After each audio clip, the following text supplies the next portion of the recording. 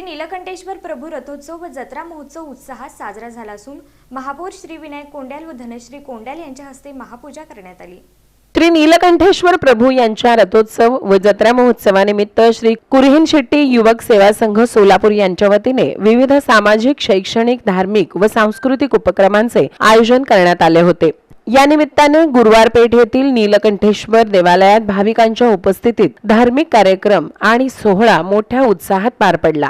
या कार्यक्रमात सोलापूरचे महापौर विनायक कोंड्याल व धनश्री कोंड्याल यांच्या शुभ हस्ते श्री नीलकंठेश्वर प्रभूंची महापूजा करण्यात आली। यावेळी मंदिरात विधिवत पूजा अर्चा करून शहरवासियांच्या सुखसमृद्धीसाठी तसेच सोलापूर शहराच्या सर्वांगीण विकासासाठी कोंड्याल पतिपत्नी यांनी प्रार्थना केली। महापूजेनंतर महापौर विनायक कोंड्याल व धनश्री कोंड्याल यांच्या हस्ते भाविकांना महाप्रसादाचे वाटप करण्यात आले। या प्रसंगी माजी महापौर तथा नगरसेविका श्रीकांचना यन्नम, नगरसेविका राजश्री दोडमणी, रमेश यन्नम आदी मान्यवर उपस्थित होते।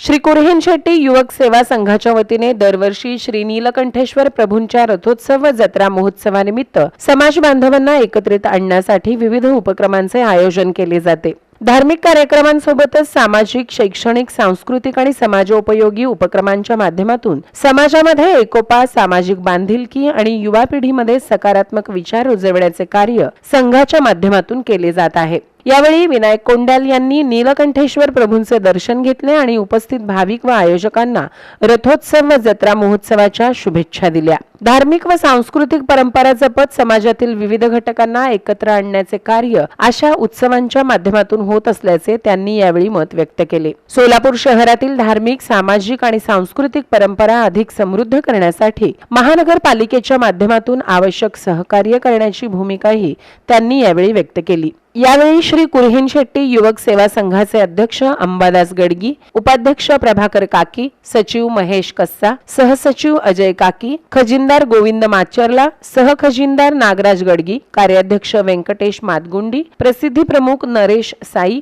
जयराम गडगी तसेच संघाचे पदाधिकारी, कार्यकर्ते, समाज बांधव आणि मोठ्या संख्येने भाविक उपस्थित होते।